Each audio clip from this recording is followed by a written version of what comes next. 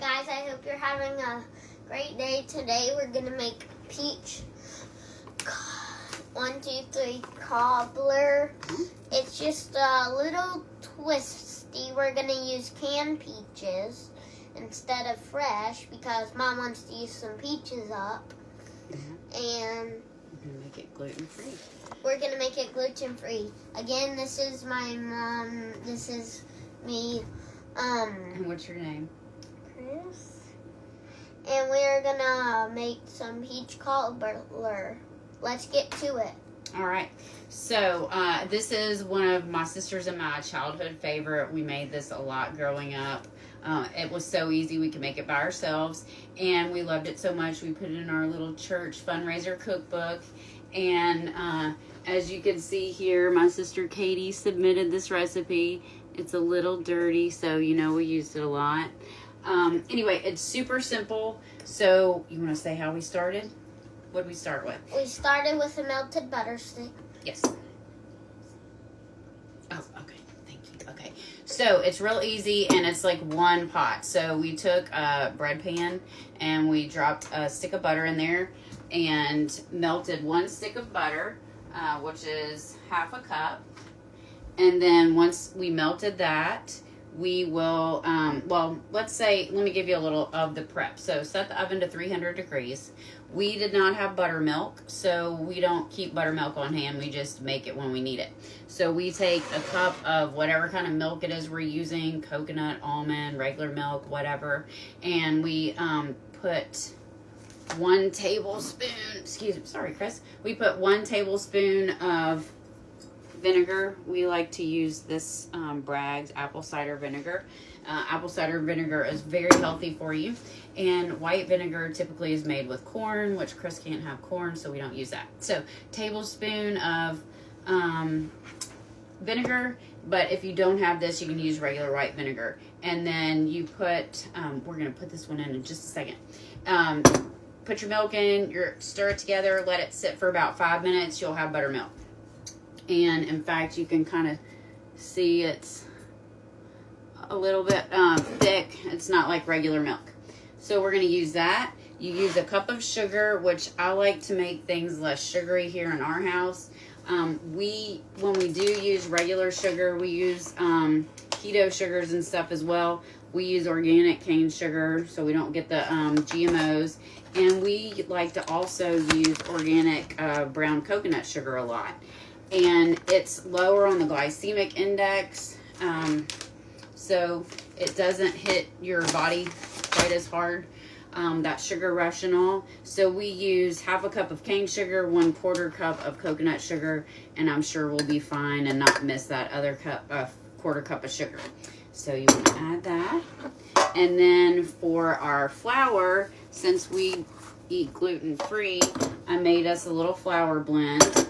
And we are using, let's see, this is a half of a cup. And I used like 1/3 of this. We used this white rice flour. It's a real light flour. Then we used 1/3 of sweet rice flour. It's a little bit stickier. And then we used 1/3 of teff flour. This is an Ethiopian flour, excuse me. And it has a lot of recipes. It's a little bit sweeter, so I thought that would be a good mix. Then it's heaping because this calls for self-rising flour, and we are going to make the self-rising part. So Kris can't have baking. Sorry, I'm over here. Kris can't have regular baking soda because it contains corn.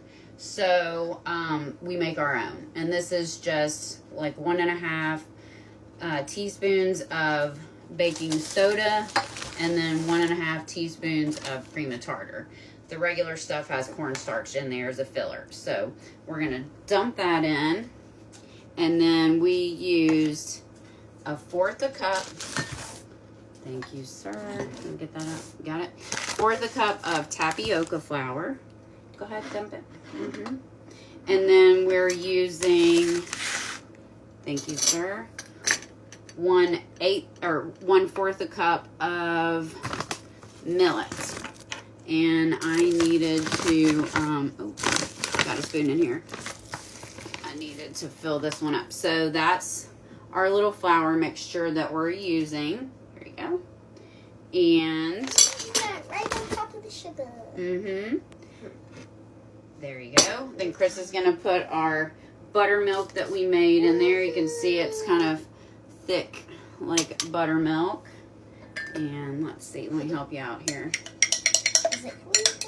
So you can go ahead and stir that together. So that's all the ingredients. Then typically we would use, oops, be careful. We would typically use whatever fresh fruit we have on hand.